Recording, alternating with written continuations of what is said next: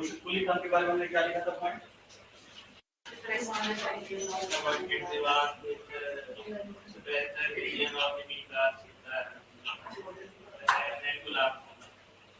तो क्या किया था? रिवोल्ट को प्रेशराइज कर दिया। आगे हमने करना था मुर्शिद कुली खान का एडमिनिस्ट्रेशन एंड इकोनॉमिक रिफॉर्म है।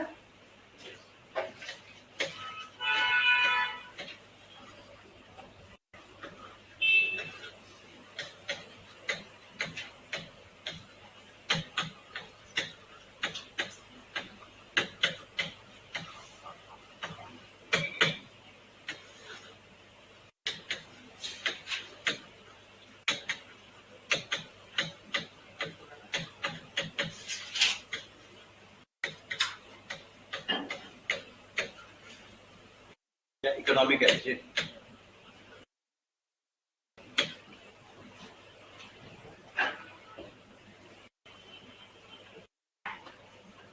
पहला क्या काम किया है इसने बताइए?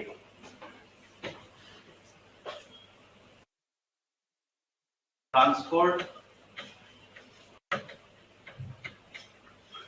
large amount of Jagir land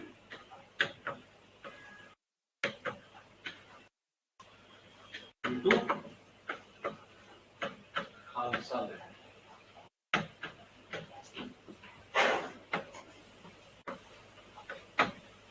बहुत सारी जमीनें जो जागीर में दी गई थी उन सबको वापस लेकर के सरकार के अंडर उसे कर दिया गया। इससे क्या हुआ? सरकार के पास पावर आई, इकोनॉमिक स्ट्रेंथ आया, ठीक है। और जो लोग जिसके ऊपर पहले नवाब डिपेंडेंट थे अब वो लोग नवाब थे। यहाँ पे बैलेंस ऑफ पावर, जो सुप्रीम पावर है, अथॉरिटी है, उसके हाथ में फाइनेंशियल पावर भी होना चाहिए। तो फाइनेंशियल पावर के बिना किसी भी तरह की पावर की कोई अहमियत नहीं है, ठीक है। नेक्स्ट करेंगे इनका क्या काम था?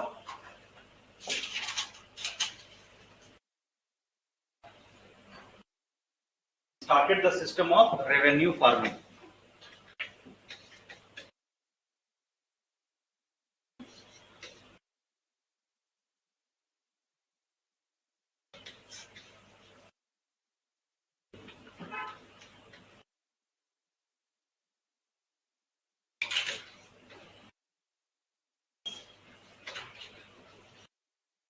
Started the system of revenue farming.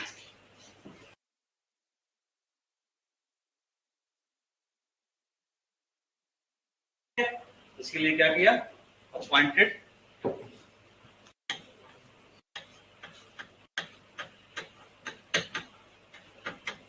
जमींदार,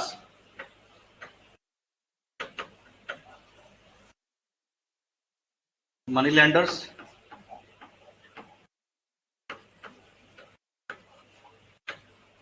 and big peasants. Sorry, being हो गया।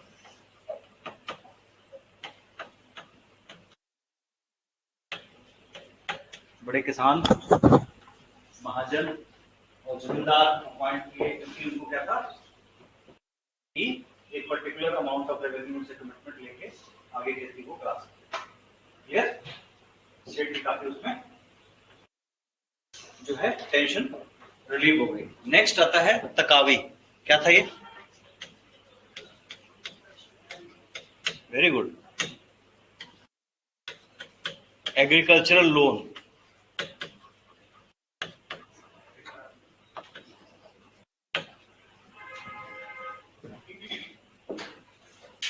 तकावी एग्रीकल्चर लोन, यानी कि जो किसान जो होते थे वो थोड़ा सा पैसा लेकर के फंस जाते थे किसी चक्कर में, महाजन के चक्कर, क्योंकि इंटरेस्ट के ऊपर इंटरेस्ट रहता है ना, इंटरेस्ट के ऊपर इंटरेस्ट लेते थे। और मुझे आपने एक बार पैसा ले लिया तो कभी भी आप पूरी उम्र कितना ही पैसा दे दो चुकता नहीं हो। उससे बचने के लिए किसानों को एक ऑप्शन दिया गया कि आप सरकार से भी एग्रीकल्चर लोन ले सकते हो, जिससे आप इन चरणों से, उनके चंगुलों से बच सको। तो अच्छा काम किया था ना।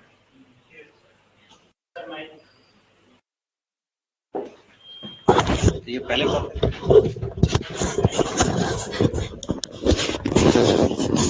उनकी जिम्मेवारी सिर्फ रिकॉर्डिंग तक है।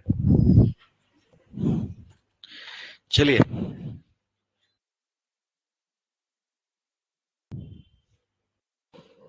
और क्या क्या मुर्शिद कुली खान ने गिवन इक्वल अपॉर्चुनिटी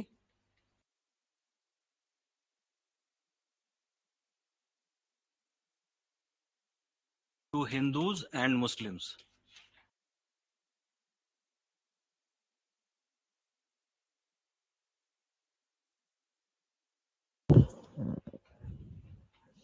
जॉब में इक्वल अपॉर्चुनिटी उनको दी गई।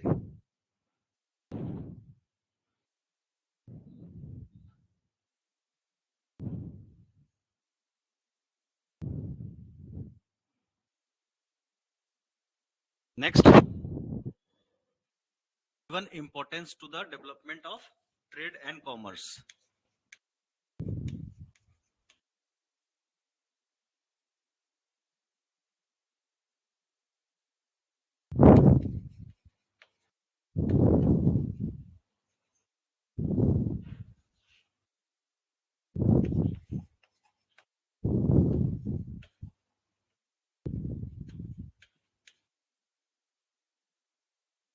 हम क्या करते हैं, हम ये करते हैं कि जिससे हमें सब कुछ मिलना है हम उसी की एक्सप्लॉयटेशन शुरू कर देते हैं। लेकिन जो इनलाइटेंड किंग्स या एडमिनिस्ट्रेटर होते हैं वो इस बात को समझते हैं कि जब तक आपके लोगों की इकोनॉमिक ग्रोथ नहीं होगी, एज ए स्टेट आपकी ग्रोथ नहीं हो सकती। अगर आप गांधीयन थ्योरी पढ़ते हैं इकोनॉमी का, तो महात्मा गांधी क्या कह रहे हैं? महात्मा गांधी क्या कह रहे हैं? महात्मा गांधी ये कह रहे हैं कि जो सोशलिज्म है या कैपिटलिज्म है, दोनों में एक फ्लो है। दोनों में फ्लो ये है कि ये ग्रास रूट लेवल की बात नहीं कर रहा, बिल्कुल लोअर स्टेटा की बात नहीं कर रहा। वो कह रहे दोनों का दोनों सिस्टम में फ्लो है, दोनों के दोनों के सिस्टम को ठीक करने की जरूरत है। महात्मा गांधी ये कह रहे हैं कि आपको जो ग्रोथ है वो ऊपर से नीचे की तरफ नहीं आनी चाहिए, नीचे से ऊपर की तरफ जानी चाहिए। जैसे कि अंग्रेजों ने जो थ्योरी लगाई थी उसे कहते हैं डाउनवर्ड फिल्ट्रेशन थ्योरी। क्या कहते हैं? डाउनवर्ड फिल्ट्रेशन थ्योरी क्या कहती है? डाउनवर्ड फिल्ट्रेशन थ्योरी कहती है कि अगर आप एक सेगमेंट को पढ़ा देंगे, ठीक है, उनको एजुकेट कर देंगे, तो वो ऑटोमेटिकली नीचे वाले सेगमेंट्स को पढ़ाना या एजुकेट करना शुरू कर देगा। लेकिन ये होता क्या है इसमें होता उल्टा है कि जब सेगमेंट पढ़ लेता है तो वो नीचे वाले सेगमेंट से अपने आप को अलग मानना शुरू कर देता है। यानी कि जो लोग अंग्रेजी बोलते हैं, इंग्लिश में बात करते हैं, और जो लोग इंग्लिश में बात नहीं करते, ये दोनों एक ही तबके का नहीं मानते अपने आप को। आप बात को समझ रहे हैं? आप इस चीज को समझिए कि जो सेगमेंट अपर क्लास का है वो कोई ना कोई तरीके से अपने आप को डिवाइड कर ही लेगा लोअर स्टेटस से। आज आप ज्यादातर लोग वो इंग्लिश में बात करते हैं कहीं भी आते हैं तो, ठीक है ना, they try to influence by that. इसके पीछे सिर्फ शो ऑफ नहीं है, बिकॉज उनकी अपब्रिंगिंग भी है, उनकी अपब्रिंगिंग ही इस तरह से हुई है, तो वो क्या कर सकते हैं उसमें। नहीं, अगर हम लोग हिंदी या पंजाबी बोलते हैं क्योंकि हमारी अपब्रिंगिंग ऐसे माहौल में हुई है, लेकिन जिसके घर में, स्कूल में, दफ्तर में, हर जगह अगर इंग्लिश ही बोली जा रही है तो बेचारा क्या करेगा? वो उसी में बात करेगा। लेकिन इसका पीछे पर्पस एक और है, वो डिफरेंस को दिखाने का।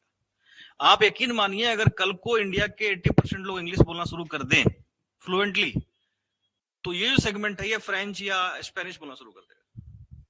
वो कुछ ना कुछ ऐसे लैंग्वेज डेवलप कर लेंगे जिससे आप अलग हो जाएं। वो फिर आप जब तक वहां तक पहुंचोगे वो कुछ और कर लेंगे। आप मेरी बात को समझ रहे हो? पहले के जमाने में आप देखो डिफरेंस, राजे महाराजे, अमीर लोग बहुत कलरफुल कपड़े पहनते थे, आम लोग साधारण कपड़े पहनते थे। आज उल्टा हो गया, अमीर लोग सिंपल कपड़े पहनते हैं और जो लोअर स्टेटा है वो बहुत कलरफुल कपड़े पहनता है। आप ध्यान दीजिए। तो ये जो चीजें हैं ना, इसको आपको समझना होगा। इसको चाहे तो आप अलग अलग थ्योरीज के थ्रू समझिए, या आप ये समझिए कि ये प्रोसेस ऑटोमेटिकली चलता रहता है। जैसे मैंने आपको ट्रिकल डाउन इफेक्ट के बारे में भी बताया। ट्रिकल डाउन इफेक्ट क्या कह रहा है?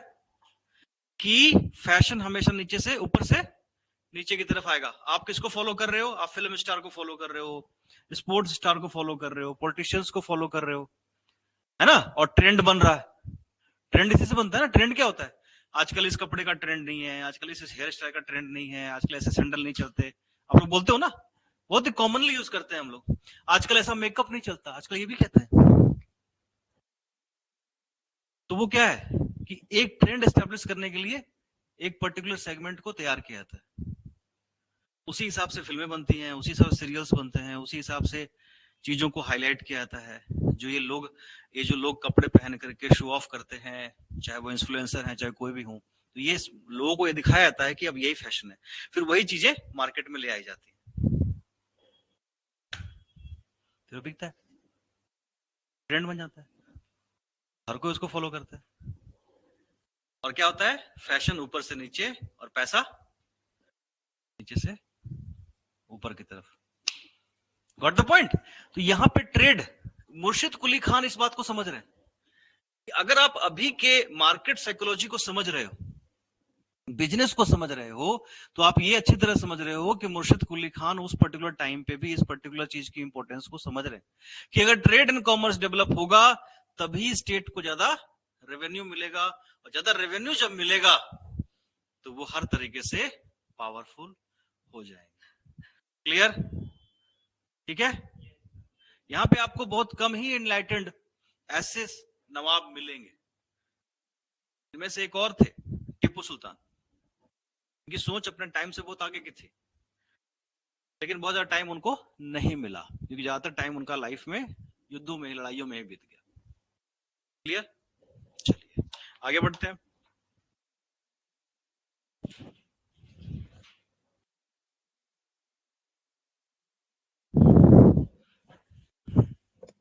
ठीक है? Hindus and Muslims, trade and commerce, and for the safety of traders,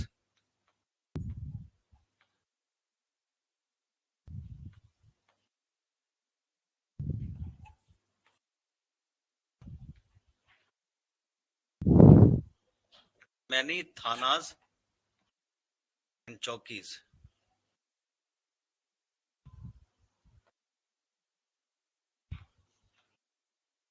ये चौकी है, CHAWKI, और एस्टेब्लिश्ड। ये सबसे गड़बड़ा गया।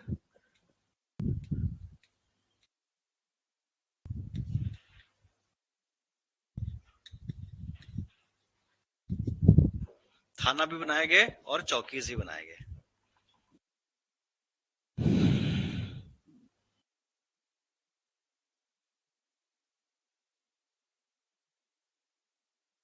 ठीक है? नेक्स्ट आते हैं अलीवर्दी खान।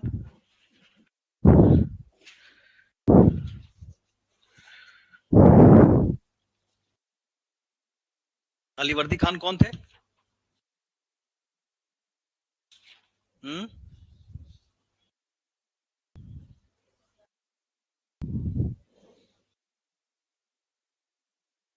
नहीं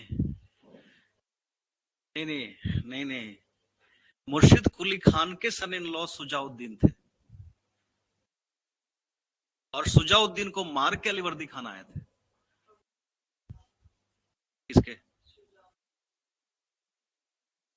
अलीवर्दी खान बिहार के नायब थे, ठीक है ना? सुजाउद्दीन के सन इन लॉ का नाम था सरफराज खान।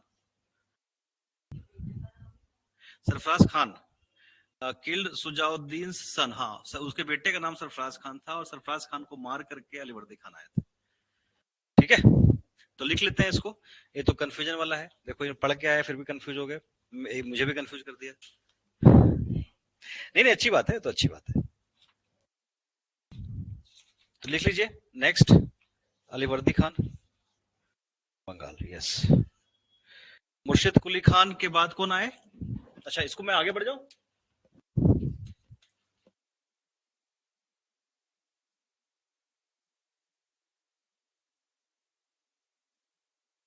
मुर्शिद कुली खान, मुर्शिद कुली खान के बाद आए उनके बेटे सुजाउद्दीन।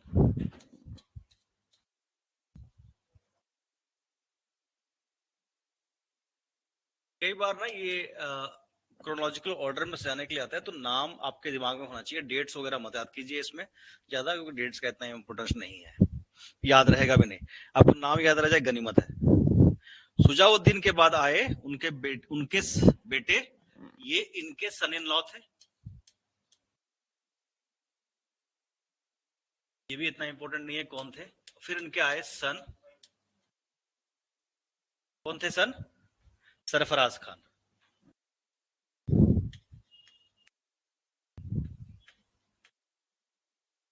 हाँ,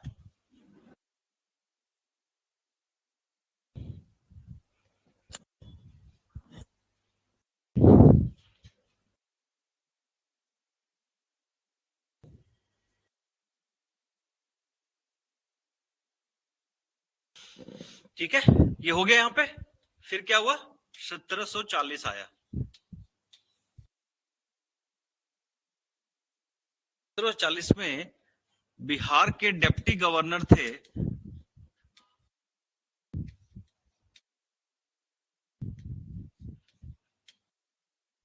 कौन थे? अलीवर्दी खान। अलीवर्दी खान ने सरफराज खान को मार दिया और खुद को बंगाल का नवाब घोषित कर दिया। अब यहां से बंगाल का नवाब बन गए। बंगाल का नवाब बनने के बाद उस समय 1740 में देखिए कौन थे? रंगीला साहब थे। अब रंगीला साहब को उन्होंने पैसा भेज दिया, ट्रिब्यूट भेज दिया, वो खुश हो गए, ठीक है जी। के लिए मुर्शद कुली खान क्या, अलीवर्दी खान क्या, एक ही बात है। यहां से अलीवर्दी खान का सिस्टम शुरू होता है।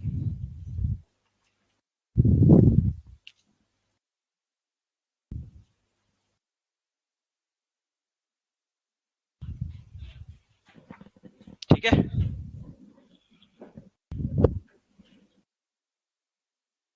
समझ में आ गया ये कहानी? मुर्शिद कुली खान, उसके बाद उनके सन इन लॉ सुजाउद्दीन, फिर सरफराज खान। सरफराज खान को मार के अलीवर्दी खान बिकेम द नवाब। अलीवर्दी खान को किसका सामना करना पड़ा?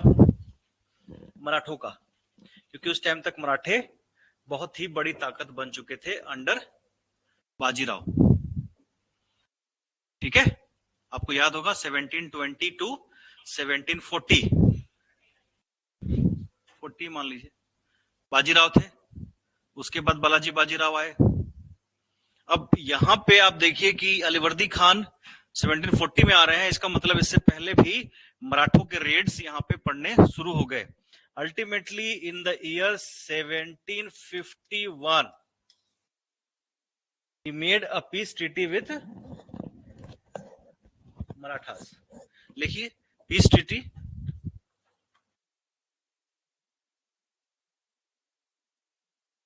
विथ मराठास।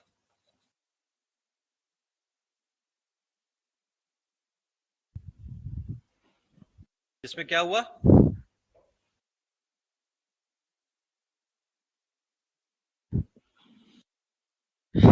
अलीवर्दी खान एक्सेप्टेड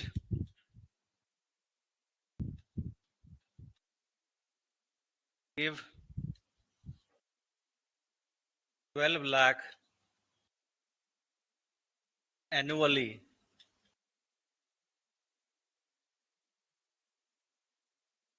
ठीक है इन चौथ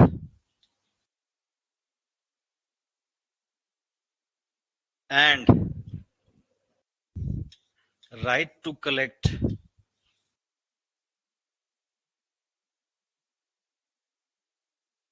revenue from ओडिशा। ओडिशा से रेवेन्यू कलेक्ट करने का अधिकार मराठों को देना पड़ा। वो परेशान हो गए थे बार बार की मराठा रेड से। फिर उन्होंने कहा ये पीस ट्रीटी इनके साथ कर ही लेते हैं कि ये तो बार बार तंग करेंगे। अलीवर्दी खान की सबसे खास बात क्या थी जो आप बता सकते हैं मुझे, जो आप मुझे नॉलेज दे सकते हैं?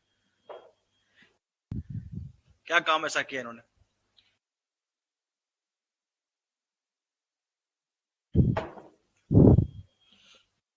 does not allowed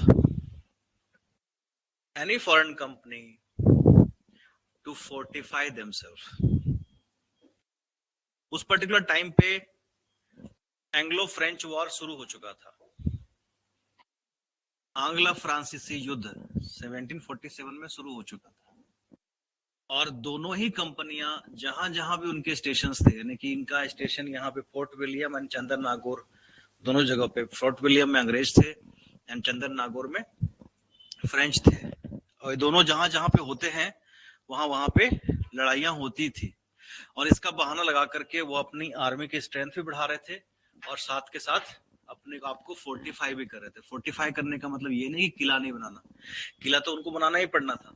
जो फैक्ट्रीज होती थी, तो फैक्ट्रीज का मतलब कोई मैन्युफैक्चरिंग यूनिट नहीं होती थी, उनके ऑफिसेज या वेयर हाउसेस होते थे, तो उनकी सिक्योरिटी के लिए वो सोल्जर्स भी रखते थे, लेकिन वो अपने फोर्ट के ऊपर कैनन्स और बंदूकें नहीं रख सकते थे, कि सरकार अगर चाहे तो वहां जब चाहे इंटर कर सकती है। क्लियर? तो अलीवर्दी खान ने इन दोनों ही कंपनियों को फोर्टिफाई करने का अधिकार नहीं दिया, और इसी का आप देखेंगे जो बाद में अलीवर्दी खान के बाद जब उनके सक्सेसर आए सिराजुद्दौला, और अंग्रेजों के बीच डिस्प्यूट का सबसे बड़ा कारण ही यही बना, क्योंकि उन्होंने फोर्ट विलियम को फोर्टिफाई भी कर लिया और चंदन नागौर के ऊपर अटैक भी कर दिया। कहानी समझ में आ रही है? क्या बुन रहा है? तो यहाँ पे वक्त कुछ और बुन रहा है, वक्त आपको तकलीफ दे रहा है, मतलब आपके साथ कुछ अच्छा होने वाला है।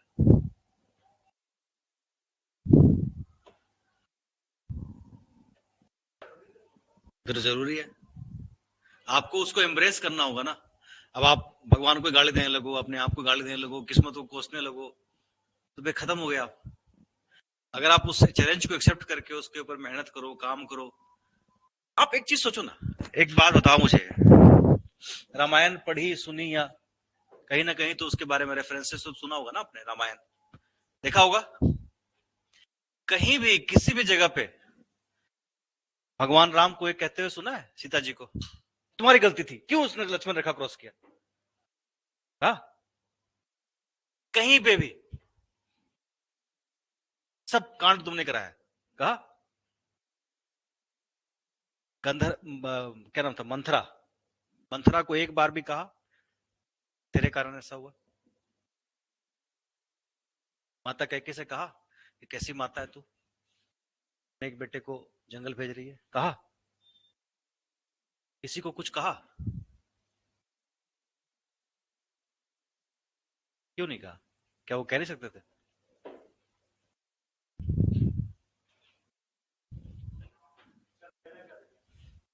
फायदा नुकसान की बात नहीं है, हम सब कहते हैं कि नहीं कहते? तेरे कारण सब हुआ है, तू ही है इसके पीछे, कहते हैं कि नहीं कहते? समझदारी तो आपने दिखाई कि क्या फायदा कहने का, लेकिन चीजों को एम्ब्रेस करना, जो आपको मिल रहा है उसको स्वीकार करना, ये हर किसी के बस की बात नहीं होती। और कितने लोगों को आपने ये कहते हुए सुना है कि यार मेरी गलती थी, मैं नहीं कर पाया, नहीं नहीं यार मैं तो ठीक सीगा, मैं तो बढ़िया कर रहा सी, ओ मेरे ना लोग की ना जल्दे सीगे, उसने मुझे नहीं करने दिया, उसने मुझे रास्ता रोका, उसने मेरे लिए गड्ढा खोदा। अब सबको यही कहते हुए सुनेंगे।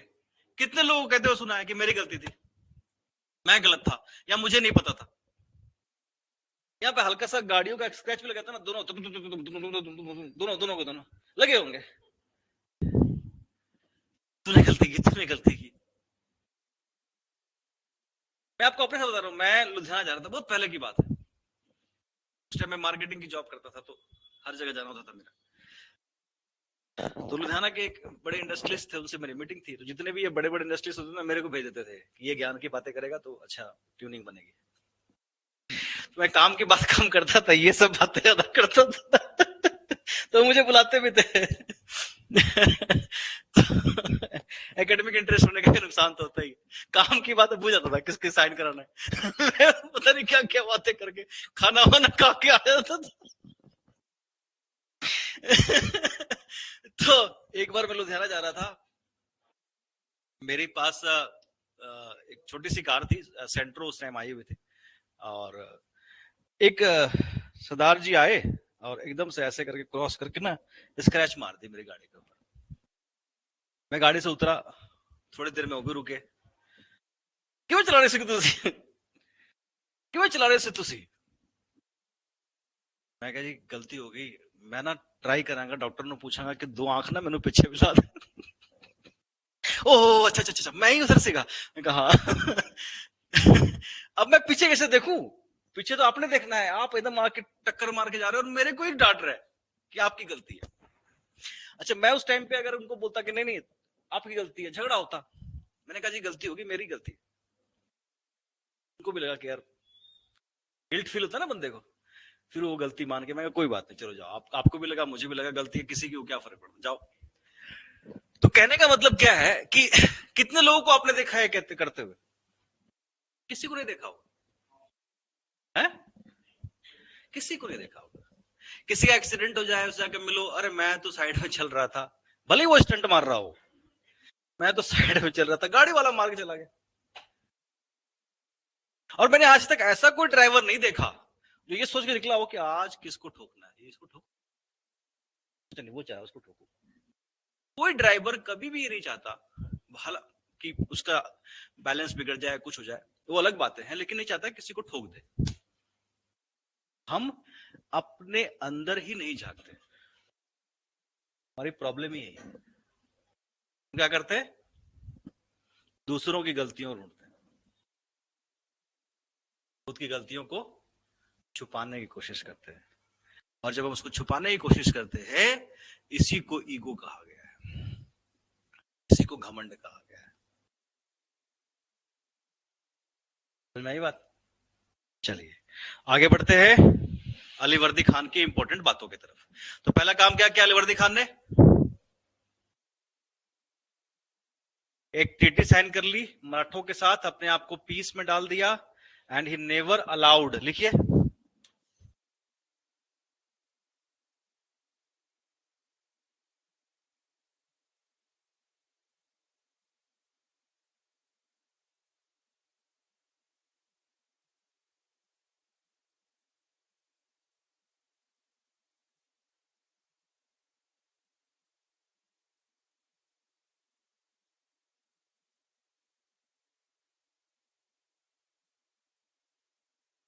फोर्टिफाई देयर फैक्ट्रीज या फोर्टिफाई देयर प्लेस।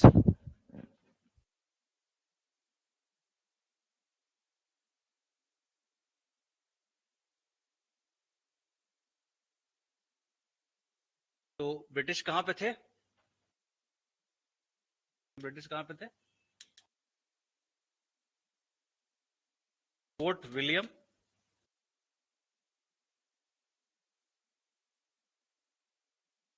कलकत्ता।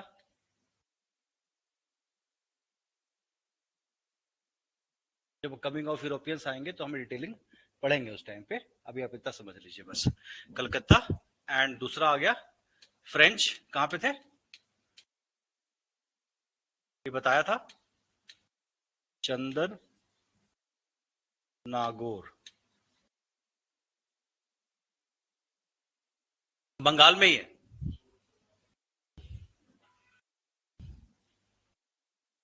क्या बोल रहे, क्या करना है तो जान के? ज्ञान तो ज्ञान है, बट रहा है, उनको लेने दीजिए, है ना? ज्ञान की गंगा बह रही है, ले लीजिए।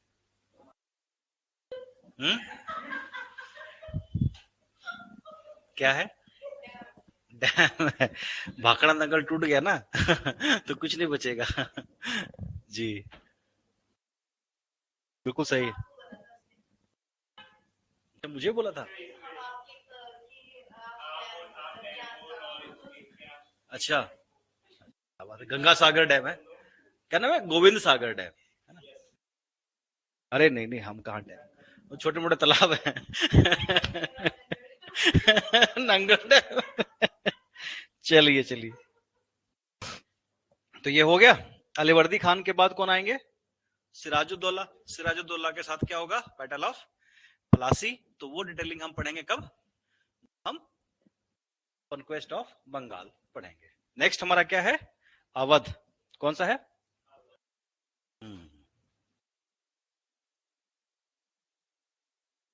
यूपी, लखनऊ।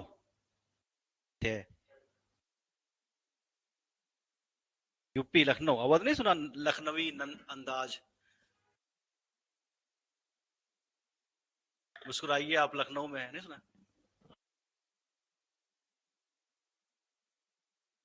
लखनऊ नवाबों का शहर है, सुना नहीं ना? वही है लखनऊ।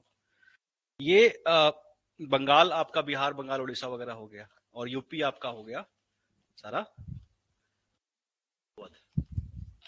अवध रियासत थी, लखनऊ उनका कैपिटल था। ऑब्वियस है, ऑब्वियस है। उत्तराखंड तो अब बना है ना, पहले तो वो उत्तर प्रदेश ही था, यूनाइटेड प्रोविंस। बिल्कुल ठीक है, वो तो बाद में अंग्रेजों के टाइम पे यूनाइटेड प्रोविंस बन गया था।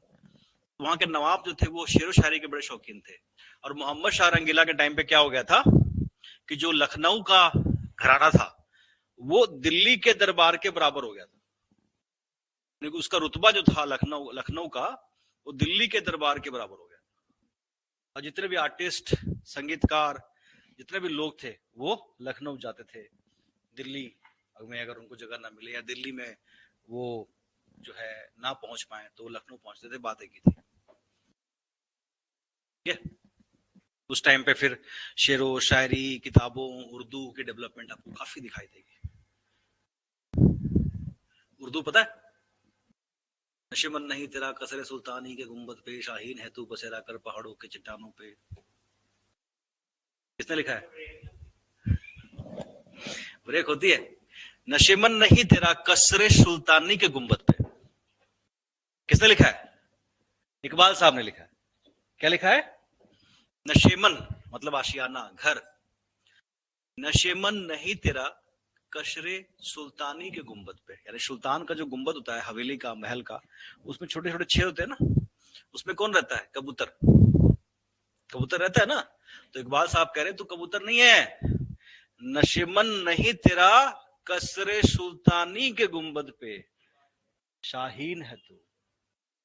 शाहीन मतलब बाज। और बाज की खास बात क्या होती है कि वो अपना शिकार, वो आप बाज को ना दाना डालते हो बाजू दाना, आएगा भी नहीं, हट। शाहीन है तू बसेरा कर पहाड़ों की चट्टानों पे। मुश्किल रास्ता चुनो अपने लिए, आसान रास्ता मत चुनो, नहीं तो कबूतर बन के रह जाओगे। अगर बाज बनना है तो मुश्किलों का सामना करना पड़ेगा। ये जो अंदाज था, ये अवध का, लखनऊ का, ये उन नवाबों के साथ बढ़ता चला गया। ठीक है, तो लिखिए भाई इसके बारे में। कौन थे इनके फाउंडर अवध रियासत के? नाम बताएं, चॉकलेट मिलेगा। राहुल।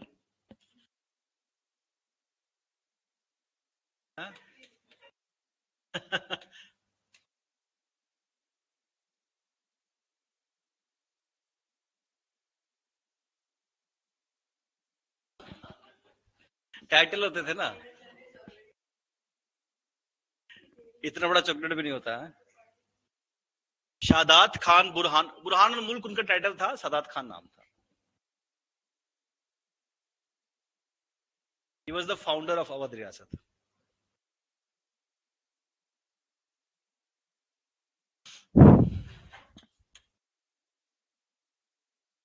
तो 22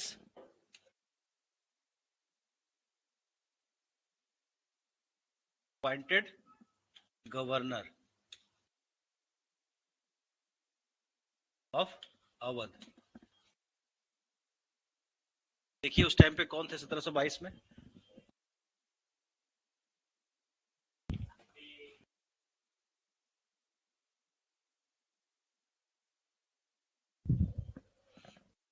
सत्रह सौ 18 से लेके 49 तक तो रंगीला साहब ही थे ना।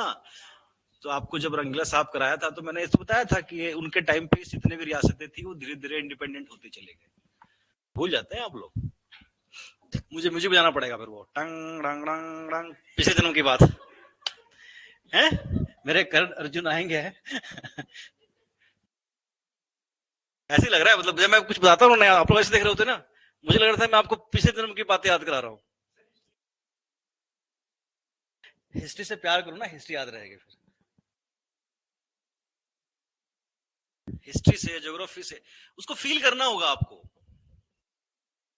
फील करना होगा हिस्ट्री को।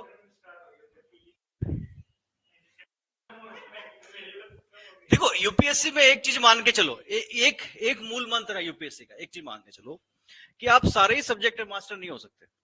कोई आपका स्ट्रेंथ होगा, कोई आपकी वीकनेस होगी, उससे इनकार नहीं है। और मैं ये भी नहीं कह रहा कि आपको हिस्ट्री बिल्कुल अच्छी लगनी ही चाहिए, बट आप हिस्ट्री में इतना तो कर लो कि आपका कम से कम जो कमजोर है उसमें आप एवरेज से ऊपर चले जाओ, जो आपका बेटर है, अच्छा है, उसमें आप एक्सीलेंट कर लो। बात तो वही है ना, आपने करना तो यहाँ 55% ही लेना है, टारगेट तो 55% ही है। 100% तो मैं कह भी नहीं रहा, मैं भी ये क्लेम नहीं कर रहा कि मैं जो पढ़ा रहा हूँ सारा का सारा आएगा। मैं तो आपको 75%, 20% कह रहा हूं कि उतना आना चाहिए। किसी बार में 70% आ जाएगा, किसी बार में 75% आ जाएगा, हो सकता है किसी बार 65% ही क्वेश्चन पढ़ाई में से आए। कहने का मतलब है कि आपको टारगेट तो 55% ही करना है, चाहे प्री हो, मेंस या इंटरव्यू हो। आप बन गया आईएएस, उसके अलावा करना क्या है? नॉलेज उतनी लो जितना संभाल सको। पता लगे नॉलेज इतने हो गए, खुद ही कंफ्यूज हो गया कि करना क्या है, अब मैं क्या करूं। एक्स्ट्रा नॉलेज इंसान को कंफ्यूज करती है। ज्यादा नॉलेजेबल आदमी अपनी जिंदगी को नरक बना देता है, हर चीज में ज्ञान देगा, बच्चे नहीं सुनते उसकी, बड़ा जब देखो ज्ञान देता रहता है। कोई नहीं सुनेगा आपकी, ज्ञान किसी को दो ही मत, तब उसकी इंपॉर्टेंस रहती है। किसी को समझाए उसके दुश्मन करके, मेरे को समझाता है, पता नहीं इसका कुछ। आपने किसी को बताया, किसी को समझाया, किसी गलती निकाल दी, दुश्मनी। किसी गलती निकाल दो, दुश्मनी बन जाएगा, दुश्मन बन जाएगा, अंदर अंदर पाल लेगा, मेरे को ऐसे बोला था। किसी बुराई भी है, बहुत अच्छे, बहुत अच्छे।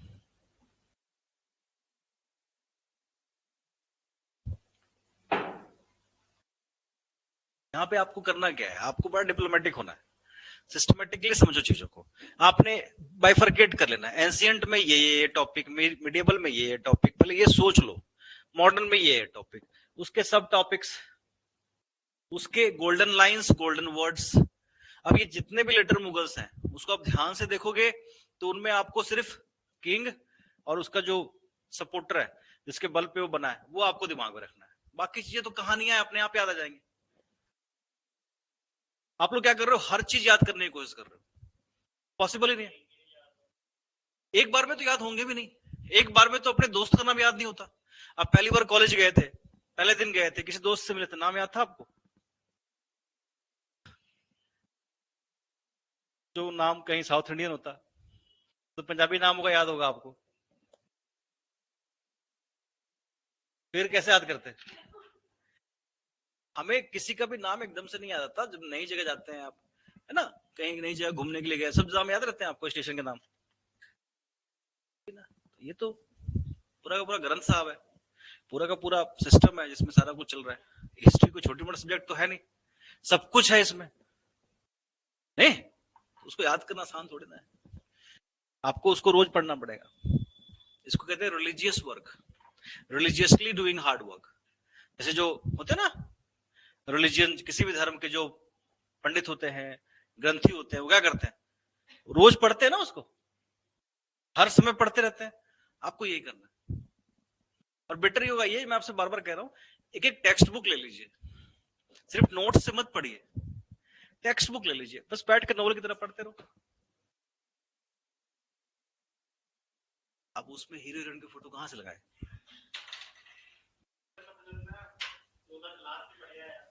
धीरे धीरे रीडिंग बढ़ाओ ना। जैसे कि देखो आपकी रीडिंग कैपेसिटी कितनी है, पहले ये नोट करो कि आप आधा घंटा ही पढ़ सकते हैं, तो आधा घंटा ही पढ़ो, फिर छोड़ दो, उसको सोचो क्या पढ़ा आपने, क्या क्या चीजें देखी उसमें, फिर आप पढ़ो। आप लोग क्या करते हो, एक ही बार में एकदम मैराथन बनना चाहते हो, एक ही दिन में एकदम 14 घंटा पढ़ा था, नहीं होगा, पॉसिबल नहीं। ये तो ऐसा हो गया कि जैसे एक छोटे से बच्चों को कहा माइक टायसन से जाकर लड़को बॉक्सिंग, क्या हालत होगी उसकी। देखो आपको अपनी कैपेसिटी धीरे धीरे बढ़ानी है। परेशानी आपको इसलिए हो रही है क्योंकि आप एक ही दिन में माइक टाइसन बनना चाहता है। You have to, you can say, strengthen yourself slowly and gradually. धीरे धीरे आगे बढ़ो, ठीक है? हाँ, आगे बढ़े, हम भी आगे बढ़े। मेरी घड़ी भी चल रही है जी। सदात खान बुरहानुल मुल्क अवध के नवाब बने और गवर्नर बने, ठीक है? उन्होंने वही काम किया। पहले, सबसे पहले रेबेलियस जमींदार्स को कंट्रोल में किया।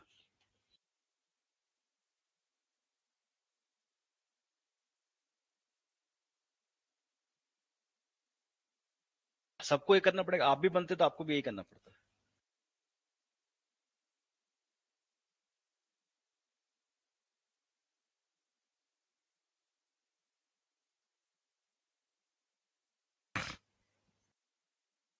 ठीक है, तो एज ए गवर्नर उन्होंने क्या किया? Suppressed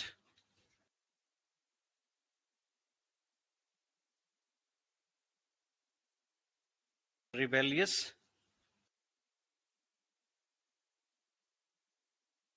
zamindars,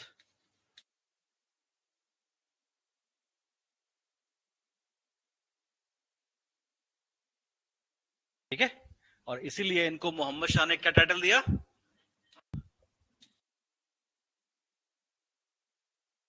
title given by रंगीला साहब, रंगीला साहब, मोहम्मद शाह रंगीला, ठीक है? इसीलिए इनको टाइटल दिया गया था।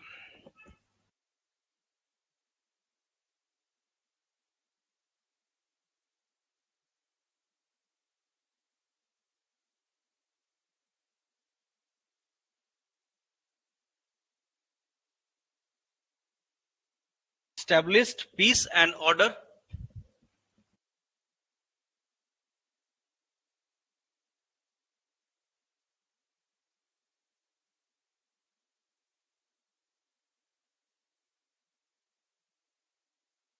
Piece and order, rebellious zamindar को हरा करके पीस एंड ऑर्डर किया।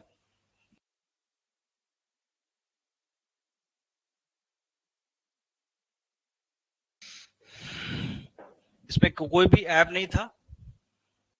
He was a very pious Muslim.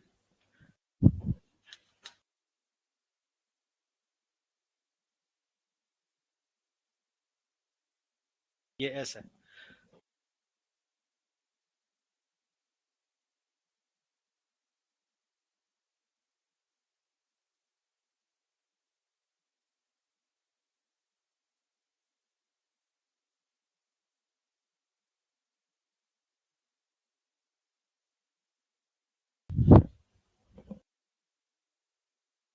Carried out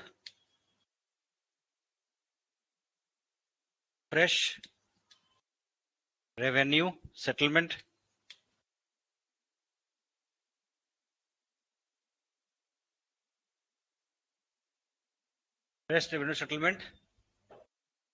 and equal revenue for all.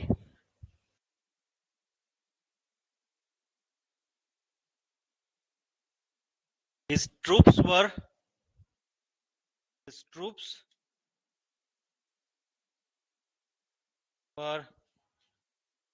well paid, well equipped,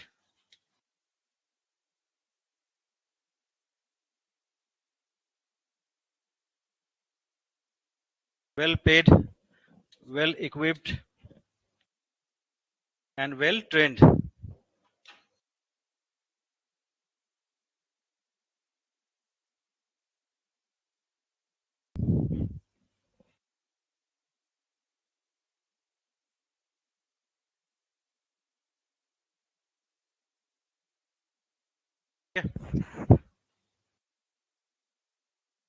Sadat Khan Burhan उल मुल्क में कोई बुराई नहीं थी, ना ये किसी भी तरह के नशा करते थे, ना ही कोई ऐसे इनमें खामी थी।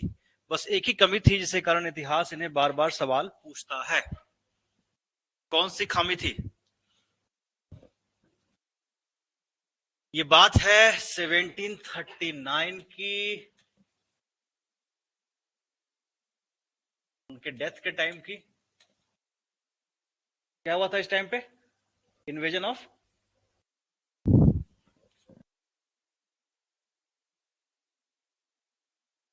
वाह, याद है आप लोगों को? हाँ,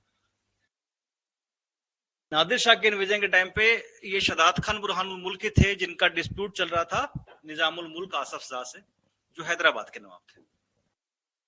और जब मुगल सेना हार गई, जब ये लाहौर में थे, तब एक पीस ट्रीटी होती है, और नादिर शाह के टर्म्स एंड कंडीशंस के हिसाब से जो पैसे मोहम्मद शाह ने देने थे वो कमिटमेंट हो भी जाती है।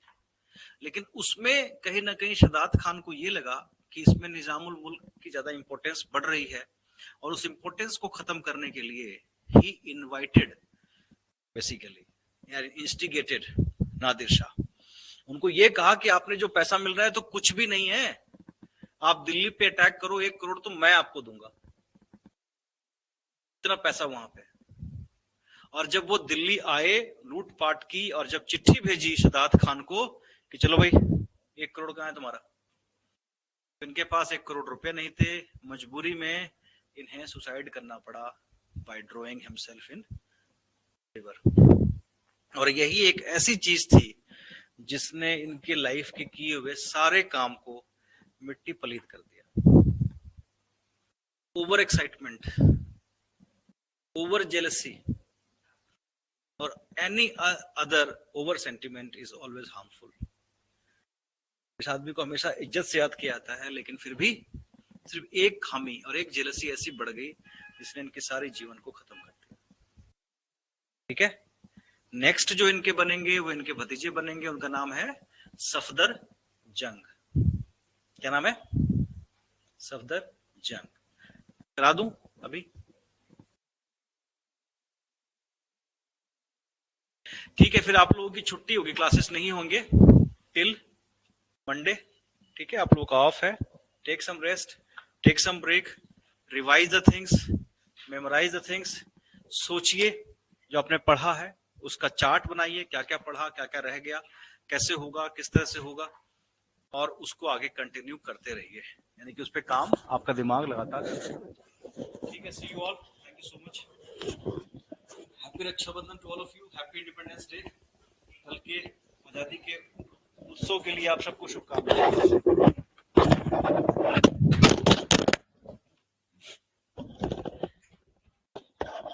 हमें गर्व होना चाहिए,